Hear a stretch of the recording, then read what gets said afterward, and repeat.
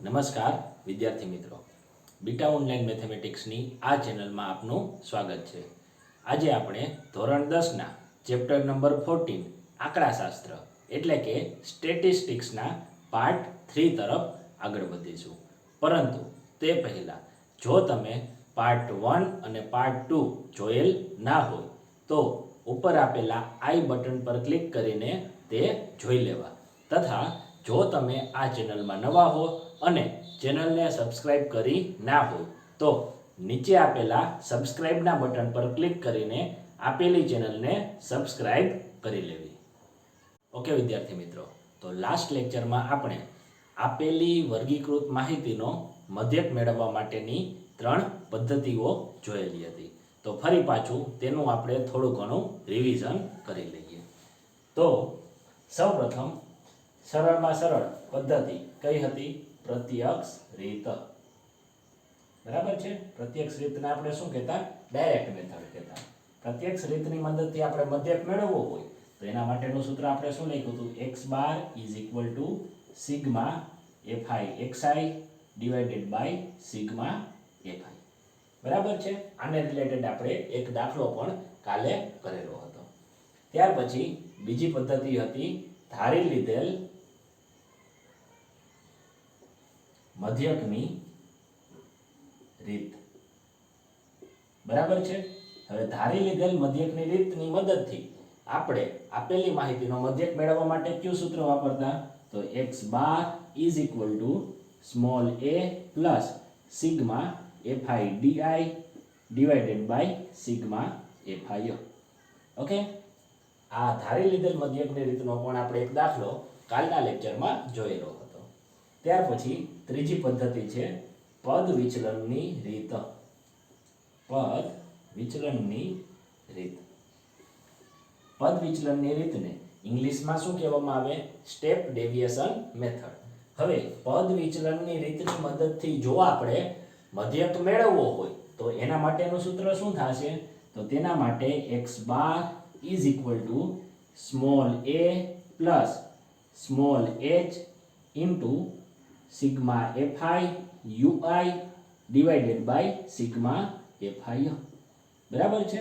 તો પદ વિચલનની રીતનું જે સૂત્ર છે તેમાં વધારાનું શું આવે છે નવું? તો કે સ્મોલ h અને સ્મોલ ui. આ બંને પદ કેવા આવે છે? નવા આવે છે. બરાબર છે. તો h અને ui એ શું છે? તો એ આપણે જ્યારે આ રીતની મદદથી દાખલો કરશું આજે ત્યારે તેમાં જોશું કે h અને ui એ છે શું. ખ્યાલ આવી ગયો બધાને? આ ત્રણ સૂત્ર આપણે યાદ રાખવાના થશે આપેલી માહિતીનો મધ્યક મેળવવા માટે. તો હવે આપણે આજનો એક દાખલો કરીએ જે આપણે પદ વિચલનની રીતની મદદથી કરશું. ઓકે વિદ્યાર્થી મિત્રો, તો પેજ નંબર 236 ઉપર સ્વાધ્યાય 14.1 નો દાખલા નંબર 2 તેની આપણે રકમ પહેલા સમજી લઈએ. રકમમાં શું આપણને આપેલું છે? એક ફેક્ટરીમાં 50 કારીગરોના દૈનિક વેતનમાં નીચે આપેલ આવૃત્તિ વિતરણનો વિચાર કરો. એટલે આમાં આપણને શું આપેલું છે? એક ફેક્ટરી, એમાં કેટલા કારીગરો જોબ કરે છે? 50 કારીગરો જોબ કરે છે. બરાબર છે. અને નીચે આપણને જે આવૃત્તિ વિતરણ આપેલું છે તે આવૃત્તિ વિતરણ કઈ રીતે આપેલું છે? તો આ જે 50 કારીગરો જે નોકરી કરે છે તે 50 કારીગરોની શું વેતન આપેલું છે? તો કે દૈનિક વેતન આપેલું છે. એટલે કે રોજે રોજનું વેતન. બરાબર છે. તો જોઈએ આપણે આવૃત્તિ વિતરણ. દૈનિક વેતન પહેલી રોમાં આપેલું છે અને બીજી રોમાં કારીગરોની સંખ્યા છે. તો પહેલી રોમાં જોવા જઈએ તો 500 થી 520 એટલે કે એવા કારીગરો કે જેમનું દૈનિક વેતન રોજે રોજનો પગાર 500 થી 520 ની વચ્ચે હોય તેવા કારીગરોની સંખ્યા કેટલી છે? 12 છે. સમજાઈ ગયું? બીજું જોઈએ 520 થી 540 એટલે કે જે કારીગરોનું દૈનિક વેતન 520 થી 540 ની વચ્ચે હોય તેવા કારીગરોની સંખ્યા કેટલી છે? 14 છે. ત્યારબાદ 540 થી 560 જે કારીગરોનું દૈનિક વેતન 540 થી 560 ની વચ્ચે હોય તેવા કારીગરો કેટલા છે? 8. ત્યાર પછી 560 થી 580 એટલે કે જે કારીગરોનું દૈનિક વેતન રોજે રોજનો પગાર 560 થી 580 ની વચ્ચે હોય તેવા કારીગરોની સંખ્યા કેટલી છે? 6 છે. અને છેલ્લે આપણને આપેલું છે 580 થી 600, એટલે કે જે કારીગરોનું દૈનિક વેતન 580 થી 600 ની વચ્ચે હોય તેવા કારીગરોની સંખ્યા કેટલી છે? 10 છે. બરાબર છે? બધાને આ આવૃત્તિ વિતરણ સમજાઈ ગયું હશે. હવે આપણે શું મેળવવાનું છે? તો યોગ્ય રીતનો ઉપયોગ કરીને કારખાનાના કારીગરોના દૈનિક વેતનનો મધ્યક શોધો.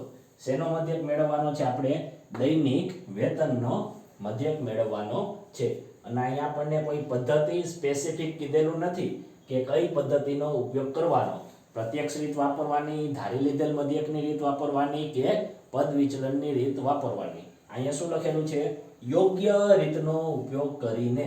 તો આપણે નક્કી કરવાનું થશે કે આપણે આ દાખલો કઈ પદ્ધતિની મદદથી કરવો. ખ્યાલ આવી ગયો બધાને? અત્યારે આપણે આ દાખલો પદ વિચલનની રીતથી કરશું. ઓકે વિદ્યાર્થી મિત્રો, તો આપણે રકમ જોઈ લીધી છે.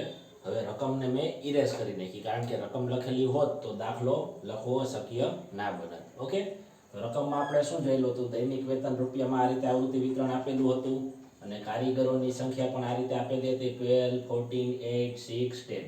બરાબર છે? આ દાખલો કઈ પદ્ધતિની મદદથી આપણે કરવાનો છે? પદ વિચલનની રીતની મદદથી. ઓકે, તો બે કોલમ આ રીતે આપણી તૈયાર થઈ ગઈ. એ તો આપણને રકમમાં આપેલી જ હતી. તો હવે આપણે શું મેળવવાનું થશે? ત્રીજી કોલમમાં મધ્ય કિંમત. મધ્ય કિંમત એને શું કહેવામાં આવે છે? XI કહેવામાં આવે છે. આ મધ્ય કિંમત જે છે તે આપણે પ્રત્યક્ષ રીતમાં પણ મેળવતા હતા. બરાબર છે? મધ્ય કિંમત એટલે શું થાય? તો અહીંયા આપણને જે વર્ગ અંતરાલ આપેલા છે 500 અને 520, એટલે કે અધઃ સીમા અને ઉધ્વ સીમા. બરાબર છે? આ બંનેનો શું કરવાનો? સરવાળો કરવાનો અને એને ભાગ્યા કેટલા કરી નાખવાના? 2 કરી નાખવાના. એટલે 500 અને 520 આ બંનેની મધ્ય કિંમત આપણને શું મળશે? 510 મળશે. આની કેલ્ક્યુલેશન આપણે કાલના લેક્ચરમાં 2 દાખલામાં કરેલી છે. બરાબર છે? એટલે અહીંયા આપણે કેલ્ક્યુલેશન કરશું નહીં, ડાયરેક્ટ હું આ રીતે કોલમમાં લખી નાખું છું. બરાબર છે? 520 અને 540 એની મધ્ય કિંમત આપણને શું મળશે? 530 મળશે. પછી 540 ને 560 એની મધ્ય કિંમત આપણને શું મળશે? 550 મળશે. 560 ને 580 મધ્ય કિંમત શું મળશે? 570 મળશે. 580 અને 600 મધ્ય કિંમત આપણને શું મળશે? 590 મળશે. બરાબર છે? ત્યાર પછી આપણે શું કરતા હતા? તો આપણે જે કાલે ધારી લીધેલ મધ્યકની રીત જોઈ હતી તેમાં આપણે શું કર્યું હતું? તો આપણને જે મધ્ય કિંમત મળી જાય તે મધ્ય કિંમતમાં જે બરાબર વચ્ચેની જે સંખ્યા હોય તેને આપણે શું કહેતા? એ કહેતા ને? તો કાલની મેથડ તમને યાદ હોય તો આપણે અહીંયા જે મધ્ય કિંમત આપેલી છે તેમાં વચ્ચેની કિંમત, તો બરાબર વચ્ચેની કિંમત કઈ થશે? 550 થશે. બરાબર છે? તો 550 ને આપણે શું કહેશું? એ કહેશું. એ બરાબર 550 લઈ લીધા. ખ્યાલ આવી ગયો? તો પહેલા આપણે અહીંયા લખી લઈએ. અહીં A ઇઝ ઇક્વલ ટુ કેટલા લીધેલા છે આપણે? 550. બરાબર છે? એની કિંમત આપણને કેટલી મળી? 550 મળી. ત્યાર પછીની કોલમમાં આપણે જે ધારી લીધેલ મધ્યકની રીતે દાખલો કરેલો હતો એમાં અહીંયા શું લખતા? તો કે DI is equal two XI minus A. બરાબર છે? એટલે કે આ કોલમ કઈ રીતે લખતા? XI ની જે કિંમત હોય એમાંથી A ની કિંમત બાદ કરતા. A એટલે કેટલા છે? 550. બરાબર છે? તો આ કોલમ આપણે લખીએ. પહેલા શું અહીંયા આવશે? 510 માઇનસ 550. 510 માઇનસ 550. બરાબર છે? તો અહીંયા જોશું તો અહીંયા 510 ને 550 પરસ્પર કેવી નિશાની છે? વિરોધી નિશાની છે. તો શું કરવાની? બાદબાકી કરવાની. 550 માંથી 510 બાદ કરીએ. કેટલા આવશે? 40 આવશે. બરાબર છે? અને નિશાની કયા પદની હોય? મોટા પદની હોય. મોટું પદ કયું છે? 550. એની આગળ કઈ નિશાની છે? માઇનસ. તો અહીંયા આપણને શું મળશે? માઇનસ 40. ત્યાર પછી XI માઇનસ A એટલે કે 530 માઇનસ 550. 530 માંથી 550 જાય તો કેટલા મળશે? અહીંયા માઇનસ 20 મળશે. ત્યાર પછી 550 માઇનસ 550 કેટલા થશે 0. ત્યારબાદ 570 માઇનસ 550 કેટલા થશે 20. ત્યારબાદ 590 માઇનસ 550 કેટલા થશે 40 થશે. બરાબર છે. અહીંયા મેં કાલે તમને એક સૂચના એ પણ આપેલી હતી કે આપણે એક બાબત બરાબર યાદ રાખવાની છે. અહીંયા xi માઇનસ a કરવાનું છે. બરાબર છે. એટલે જ્યારે અહીંયા કિંમત લખતા હોય તો 510 માંથી 550 બાદ કરવાના છે. ભૂલથી 550 માંથી 510 બાદ કરતા નહીં. ફરી પાછું હું તમને કહું છું, આ બાબત તમે ધ્યાનમાં રાખજો. ઓકે. તો હવે આપણે ધારો કે આપણે આ દાખલો પદ વિચલનની રીતની મદદથી નથી કરવો, ધારી લીધેલ મધ્યકની રીતે કરવો છે. તો આપણે અહીંયા શું લખવાનું થાય? FIDI લખવાનું થાય ને. FIDI એટલે કે શું થાય? FI વાળી કોલમ અને DI વાળી કોલમ, આ બંનેનો શું કરી નાખવાનો? ગુણાકાર કરવાનો થાય. બરાબર છે. પણ અહીંયા આપણે જોશું તો FI માં 12 છે, અહીંયા કેટલા છે? -40 છે. આ દરેકમાં આપણે ગુણાકાર કરશું અને પછી FIDI નો બધાનો આપણે સરવાળો કરશું તો આપણને કિંમત કેવી મળશે? બહુ મોટી મળશે ને. તો હજી આ જે -40 -20 0 20 40 અને હજી સિમ્પ્લિફિકેશન કરવા હોય તો શું કરવાનું? હવેની જે કોલમ આવે છે તે નવી છે. અહીંયા સુધીનું તો આપણે કાલે જે ધારી લીધેલ મધ્યકની રીતે કરેલો હતો દાખલો તેમાં જોયેલું જ છે. બરાબર છે. હવે પછીની કોલમમાં ઉપર ટાઇટલ શું લખવાનું થશે? UI. આપણે હમણાં જ સૂત્ર જોયું, સૂત્રમાં UI આવેલું હતું ને. UI is equal two DI છેદમાં H. બરાબર છે. હવે છેદમાં શું આવ્યું? H આવ્યું. H શું છે તો એ હવે હું તમને કહું છું. આપણને આ જે વર્ગ અંતરાલ આપેલો છે ને 500 ને 520, તો આની વર્ગ લંબાઈ શું થશે? વર્ગ લંબાઈ શબ્દ તમે ધોરણ 9 માં જોયેલો છે. બરાબર છે. વર્ગ લંબાઈ એટલે કે શું થાય? 520 માંથી 500 બાદ કરવાના. જે સંખ્યા મળે એને શું કહીએ છીએ આપણે? વર્ગ લંબાઈ કહીએ છીએ. બરાબર છે. તો 520 માંથી 500 બાદ કરીએ કેટલા આવે? 20 આવે. 540 માંથી 520 બાદ કરીએ કેટલા આવશે? 20 આવશે. તે પ્રમાણે આ આપણને જે દરેક વર્ગ અંતરાલ આપેલા છે તે દરેક વર્ગ અંતરાલ માટે વર્ગ લંબાઈ આપણને કેટલી મળશે? 20 જ મળશે. ખ્યાલ આવી ગયો? તો h બરાબર શું લેવાનું થશે? આ જે વર્ગ લંબાઈ હોય તેના બરાબર શું લઈ લેવાનું? h લઈ લેવાનું. તો અહીંયા લખીએ તથા વર્ગ લંબાઈ h બરાબર કેટલા છે? 20 છે. ખ્યાલ આવી ગયો? h બરાબર શું થશે? તો આપણને જે વર્ગ અંતરાલ આપેલા હોય તેની શું થશે? વર્ગ લંબાઈ થશે. ખ્યાલ આવી ગયો? તો હવે આપણે આ UI વાળી કોલમ લખીએ. UI ઇઝ ઇક્વલ ટુ આપણને શું આપેલું છે? DI divided by H. DI અહીંયા કેટલા છે? -40 ને H બરાબર કેટલા છે? 20 છે. -40 ને આપણે 20 વડે ભાગીએ, -40 ડિવાઇડેડ બાય 20, 0 0 ગયા, 2 દુ 4, કેટલા મળશે આપણને? -2 મળશે. લખી નાખીએ -2. બરાબર છે. ત્યારબાદ -20 છે. -20 ને કેટલા વડે ભાગવાના? 20 વડે, એટલે કે -20 ડિવાઇડેડ બાય 20 કેટલા મળશે? -1 મળશે. તો લખી નાખીએ -1. ત્યાર પછી DI બરાબર શું છે? 0 છે. 0 ને કેટલા વડે ભાગવાના થશે? 20 વડે. આપણને ખબર છે કે 0 ને કોઈ પણ સંખ્યા વડે ભાગીએ જવાબ શું આવે? હંમેશા 0 જ આવે. બરાબર છે. ત્યારબાદ અહીંયા 20 છે. 20 ને કેટલા વડે ભાગવાના? 20 વડે. 20 ભાગ્યા 20 કેટલા થશે? 1 થશે. અને ફરી પાછું અહીંયા 40 છે. 40 ને કેટલા વડે ભાગવાના? 20 વડે. 20 દુ 40, આપણને જવાબ શું મળશે? 2 મળશે. બરાબર છે. તો આપણને જે UI વાળી કોલમ મળી તે શું મળી? -2, -1, 0, 1 અને 2. આપણે ક્રમશઃ જોશું તો xi માં જે કિંમતો હતી એ કેવી હતી? બહુ વધારે મોટી હતી. બરાબર છે. ત્યારબાદ DI ની જે કિંમતો મળી તે કેવી મળી? xi ની કિંમતો કરતા પ્રમાણમાં નાની મળી. અને હજી આગળ વધ્યા તો UI ની કિંમત મળી તે કેવી મળી? તો કે DI કરતા પણ નાની કિંમતો મળી. ખ્યાલ આવી ગયો બધાને? હવે આપણે શું કરશું? છેલ્લી કોલમમાં FI into UI, એટલે કે FI વાળી કોલમ અને UI વાળી કોલમ આ બંનેનો શું કરી નાખવાનો? ગુણાકાર કરી નાખવાનો. તો કરીએ. 12 અને -2, 12 મલ્ટીપ્લાઈડ બાય 2 કેટલા થશે? 24. અહીંયા પ્લસ નિશાની, અહીંયા માઇનસ. પ્લસ ઓર માઇનસ શું થાય? માઇનસ થાય. બરાબર છે. ત્યારબાદ અહીંયા છે 14 અને અહીંયા છે -1. 14 મલ્ટીપ્લાઈડ બાય 1 કેટલા થશે? 14. નિશાની માઇનસ. ઓકે. ત્યારબાદ અહીંયા 8 છે, અહીંયા શું છે? 0 છે. 8 મલ્ટીપ્લાઈડ બાય 0 0. કોઈ પણ સંખ્યાનો 0 સાથે ગુણાકાર કરીએ, જવાબ શું મળે આપણને? હંમેશા 0 જ મળે. ત્યાર પછી અહીંયા છે 6 અને અહીંયા છે 1.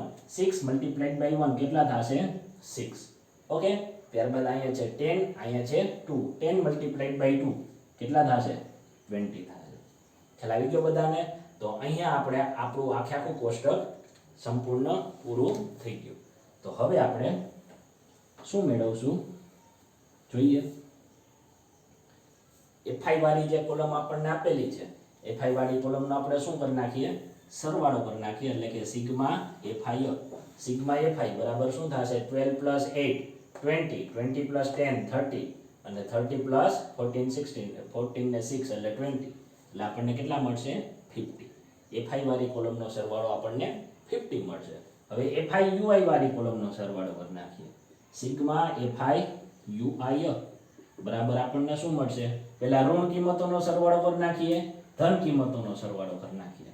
-24 ને -14 આ બેનો સરવાળો આપણને શું મળશે? 24 ને 14 38 પણ કેવા મળશે? માઇનસ મળશે. 20 અને 6 આ બેનો સરવાળો કેટલો થશે? 26. વચ્ચે 0 એને તો આપણે ગણવાનો આવશે જ નહીં. હવે -38 અને 26 આ બેનો સરવાળો એટલે આપણને શું મળશે? તો કે -38 + 26. બરાબર છે. બંને પદોની નિશાની કેવી છે? પરસ્પર વિરોધી નિશાની છે. તો શું કરવાનું થાય? બાદબાકી કરવાની થાય. બરાબર છે. 38 માંથી 26 બાદ કરીએ, કેટલા આવશે? 12 એટલે કે 12. અને નિશાની કયા પદની આવે? મોટા પદની નિશાની આવે. મોટું પદ કયું છે? 38. કઈ નિશાની છે? માઇનસ. એટલે અહીંયા આપણને શું મળશે? -12 મળશે. ખ્યાલ આવી ગયો બધાને? સિગ્મા fi મળી ગયું, સિગ્મા fi ui મળી ગયું. ત્યારબાદ h લખેલો જ છે આપણે અહીંયા, અને સ્મોલ a બરાબર કેટલા છે? 550 છે. તો હમણાં જ આપણે લેક્ચરના સ્ટાર્ટિંગમાં જે સૂત્ર જોયું, x બાર = small a plus small h into sigma fi ui divided by sigma fi, તે બધી કિંમતો આપણને મળી ગઈ છે. તો હવે સૂત્રમાં બધી કિંમતો મૂકી દેશું. લખીએ. હવે મધ્યક x બાર બરાબર શું થશે? તો કે સ્મોલ a પ્લસ h કાઉન્સમાં sigma fi ui divided by sigma fi. Okay. તો હવે સ્મોલ a બરાબર કેટલા છે? 550. પ્લસની નિશાની. સ્મોલ h બરાબર કેટલા છે? 20 છે. કાઉન્સમાં શું આવશે? સિગ્મા fi ui કેટલા છે? -12 છે. અને divided by sigma fi. Sigma fi કેટલા છે? 50 છે. બરાબર છે. આટલું બધાને ખ્યાલ આવી ગયો. અહીંયા તો આપણે માત્ર ને માત્ર શું કરેલી છે? કિંમત જ મૂકેલી છે. હવે આગળ કેલ્ક્યુલેશન કઈ રીતે કરશું? તો સૌપ્રથમ અહીંયા આપણને જે 550 જે આપેલા છે તેને એઝ ઇટ ઇઝ રહેવા દેવાના, એને કોઈ પણ પ્રકારનું કાંઈ કરવાનું થશે નહીં. પ્લસની નિશાની પછીની જે સંખ્યા છે એને હું ધારો કે અત્યારે સ્ક્વેર બ્રેકેટમાં લખી દઉં. ઓકે. એટલે આપણે સૌપ્રથમ જે ગણતરી કરવાની છે તે ક્યાં કરવાની છે? આ જે સ્ક્વેર બ્રેકેટ કરેલો ત્યાં જ કરવાની છે. બરાબર છે. અહીંયા શું આપેલા છે? 20 અને ગુણાકારમાં શું આપેલું? -12 ડિવાઇડેડ બાય 50. બરાબર છે. તો અહીંયા શું થશે? 0 0 કેન્સલ આઉટ થઈ જશે. અંશમાં શું વધ્યું? -12 અને 2. તો આના બરાબર શું થશે? 550 વત્તાની નિશાની -12 અને 2. 12 દુ કેટલા થાય? 24 થાય. 12 માઇનસ છે અને 2 કેવા છે? પ્લસ છે. પ્લસ ઓર માઇનસ શું થાય? ગુણાકારમાં માઇનસ થાય. એટલે આપણને શું મળશે? 12 દુ 24 પણ કેવા? -24. અને છેદમાં કેટલા વધશે? 5 વધશે. કારણ કે 50 હતા, 0 0 તો કેન્સલ આઉટ થઈ ગયું. ખ્યાલ આવ્યો બધાને? હવે શું કરશું? તો = 550. અહીંયા પ્લસની નિશાની, અહીંયા માઇનસની નિશાની. પ્લસ માઇનસ શું થશે? માઇનસ થશે. માઇનસ કેટલા? 24/5. ખ્યાલ આવી ગયો બધાને? હવે 24/5 24 નો 5 વડે ભાગાકાર કરવાનો, શું મળશે જોઈએ 24 ડિવાઇડેડ બાય 5 શું થશે 5 ચોક 20 થશે. 24 માંથી 20 જાય કેટલા આવે 4 આવે. ઓકે, હવે અહીંયા શું કરશું, આગળ કઈ ઉપરથી આવે એમ તો છે નહીં નીચે, તો અહીંયા શૂન્ય મૂકી દેશું અને અહીંયા શું કરી નાખશું પોઈન્ટ કરી નાખશું. બરાબર છે. હવે શું થશે 5 અઠા 40, 40 માંથી 40 જાય કેટલા વધે શૂન્ય વધે, એટલે કે 24 ને 5 વડે ભાગતા આપણને શું મળશે જવાબ 4.8 મળશે. બરાબર, તો ઇઝ ઇક્વલ ટુ શું થશે 550 માઇનસ 4.8. હવે ઇઝ ઇક્વલ ટુ 550 માંથી 4.8 આપણે શું કરવાના છે બાદ કરવાના છે. તો આ બાદ બાકી કઈ રીતે કરશું, 550 માં તો કઈ પોઈન્ટ આપેલો છે નહીં અને એમાંથી બાદ કરવાનું છે, એમાં શું આપેલો છે પોઈન્ટ આપેલો છે. બરાબર છે, તો જોઈએ 550 લખી નાખ્યા. બરાબર છે, 550 માંથી જે સંખ્યા બાદ કરવાની છે તેમાં પોઈન્ટ પછી કેટલા અંક છે, એક જ અંક છે. તો આપણે શું કરવાનું 550 પછી પોઈન્ટ કરી નાખવાનો અને ઓમાં પોઈન્ટ પછી એક જ જે અંક છે તો અહીંયા પોઈન્ટ પછી શું કરી નાખવાનું આપણે 0 કરી નાખવાનો. બરાબર છે, ધારો કે અહીંયા પોઈન્ટ પછી 2 અંક હોત તો અહીંયા કેટલા આપણે શૂન્ય મુકત 2 શૂન્ય મુકત. ખ્યાલ આવી ગયો. 550.0 લખ્યું, એમાંથી શું બાદ કરવાનું છે 4.8. પોઈન્ટ હોય પોઈન્ટની નીચે શું આવવો જોઈએ પોઈન્ટ આવવો જોઈએ. બરાબર છે, પોઈન્ટની આગળ કઈ સંખ્યા છે 4 છે અને પોઈન્ટ પછી કઈ સંખ્યા છે 8 છે, એટલે કે 550.0 માઇનસ 4.8. અહીંયા જે 4 આપેલા છે તે કેની નીચે થશે 0 ની નીચે થશે. બરાબર છે, આ બાબત બરાબર ધ્યાનમાં રાખવાની થશે. હવે તો સિમ્પલી બાદબાકી જ કરવાની છે. 0 માંથી 8 જાય ના જાય, 10 કો લેવો પડશે. 10 કો 0 ઉપરથી લઈ શકીએ ના, તો હજી આગળ જઈએ તો શું આવશે 5 આવશે. બરાબર છે, 5 ઉપરથી 10 કો લેશું તો 5 ની ઉપર શું થઈ જશે 4 થઈ જશે. અહીંયા કેટલા આવશે 10 આવશે અને અહીંયા 0 ની જગ્યાએ કેટલા આવશે 9 આવશે. બરાબર છે, 10 માંથી 8 જાય કેટલા આવે 2, પોઈન્ટના પોઈન્ટ એમનો. 9 માંથી 4 જાય કેટલા આવે 5, 4 ના 4 એઝ ઇટ ઇઝ અને 5 ના 5 એઝ ઇટ ઇઝ. આપણને શું આન્સર મળ્યો 545.2, એટલે કે x bar is equal two 545.2. એટલે કે આ જે કારીગરો કારખાનામાં કામ કરે છે તેમના દૈનિક વેતનનો મધ્યક આપણને શું મળ્યો 545.2 જેટલો મળ્યો. ખ્યાલ આવી ગયો. હજી અહીંયા આપણે એક બાબત એ યાદ રાખશું, જ્યારે પણ આપણે પદ વિચલનની રીતનો ઉપયોગ કરીએ ત્યારે એવા જ દાખલાઓમાં આપણે પદ વિચલનની રીતનો ઉપયોગ કરશું કે જે દાખલાઓમાં આ જે વર્ગ લંબાઈ મળે ને, વર્ગ લંબાઈ એટલે કે 520 માંથી 500 બાદ કરી નાખીએ એને શું કહેવામાં આવે છે વર્ગ લંબાઈ કહેવામાં આવે છે.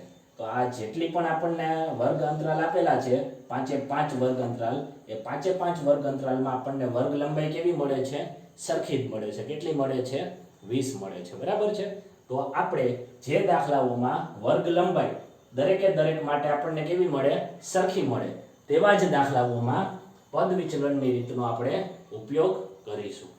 બરાબર છે, ત્યારબાદ અહીંયા આ બાકીની બધી માહિતી છે તે તો આપણે આગળ ભણેલી છે એટલે આપણને ખ્યાલ જ છે. ઓકે, અહીંયા આપણો આ દાખલો પૂરો થાય છે. હવે આપણે આગળ એક કોયડો જોશું. વિદ્યાર્થી મિત્રો, તો આ રહ્યો આપણો કોયડો. બરાબર છે, આપણને કોયડામાં શું આપેલું છે, પહેલી રોમાં 3 4 આપેલા છે, બીજી રોમાં 8 6 આપેલું છે, ત્રીજી રોમાં 12 અને 16 આપેલું છે, ચોથી રોમાં પહેલું જે બોક્સ છે ત્યાં શું આપેલું છે ક્વેશ્ચન માર્ક આપેલું છે અને બીજા બોક્સમાં શું આપેલું છે 24 આપેલું છે. તો આપણે શું કહેવાનું છે, અહીં જે ક્વેશ્ચન માર્ક આપણને આપેલું છે તે ક્વેશ્ચન માર્કની જગ્યાએ કઈ સંખ્યા આવી શકે. બરાબર છે, આ કોયડો તમે સોલ્વ કરવાનો પ્રયત્ન કરજો અને તમારે જે આન્સર આવે તે તમારે યુટ્યુબમાં નીચે કોમેન્ટ બોક્સમાં લખવાનો છે. ઓકે, તો હવે આપણે આવતા લેક્ચરમાં મળીશું. અસ્તુ.